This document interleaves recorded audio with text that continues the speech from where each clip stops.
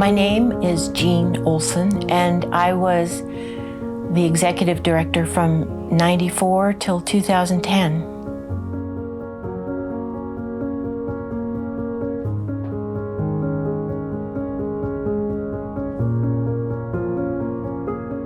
I grew up in Vermont. I had a very good school experience in my town. When it came to going to college, though, I didn't know what I was interested in. I didn't know what kind of learner I was. Today, I would be recognized as a first generation, and there would be some support, I think, for me. But in that time, no. So when I heard about GIV, I knew on a really personal level what it could mean for Vermont students.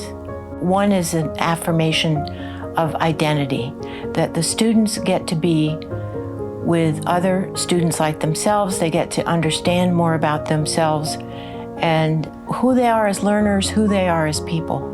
Being in community with other students like themselves is tremendously important. It allows a certain freedom, I think. And I've heard from students to be themselves, to try maybe some other identities that they don't exhibit in their hometown or in their home school, that they're kind of keeping secret. This gives them a chance to flourish. That leads into the idea of immersion and how rich that experience can be if you're immersed in something that you're enjoying so much with other people who are also enjoying. It also allows a focus. It allows staying focused on something you care about all day and all night. I think in a typical life, all of us are asked to fragment during our days. So the kind of retreat that GIV offers, I think, is significant. I think that part of the key to this is helping as many different students understand that they can apply, that they can attend, that's the richness.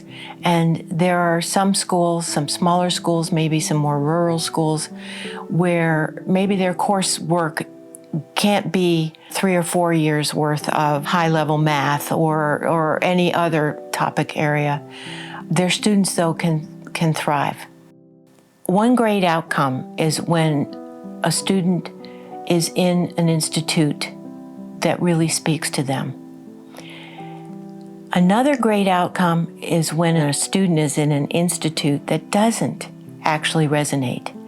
And the student says, you know what, that was okay, but I'm still interested, but I don't want to study this. I don't want to go any deeper into this. And I think saving time, money, finding things that don't interest us is as valuable as finding what does interest us. I'm most proud of stabilizing the organization and then growing it and then sort of like tilling the garden just a little bit deeper so that future folks could make it even richer. And I think that's what's happening. We value it. We know the value of it. Our students and alums know the value of it. And I will say, you asked for a story. Both my daughters attended one or more institutes. Our older daughter went to the Arts Institute. She started painting as a student there. She has painted every single day of her life since her experience at GIA. She went to the museum school in Boston.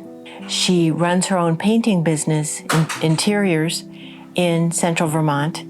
She's just had her second art show recently at the Highland Center for the Arts. And our other daughter, our younger daughter, also went to the Arts Institute, then went to Skidmore, where she majored in art. She incorporates art into everything she does. She's a teacher, a speech language pathologist and a teacher at Montpelier High School, and incorporates art with her students. So on a personal level, I got not only my history as a way to go through the door, but then to see what happened for my children. And what I know from them is when young people get together, even if they don't know one another, eventually the topic will come up and they'll uncover the fact that several went to GIV. Oh, you went to GIV? What year did you go? Well, I went to this institute. Oh, I went to that institute. It goes on. My daughters are in their 40s, and that conversation still happens. How cool is that?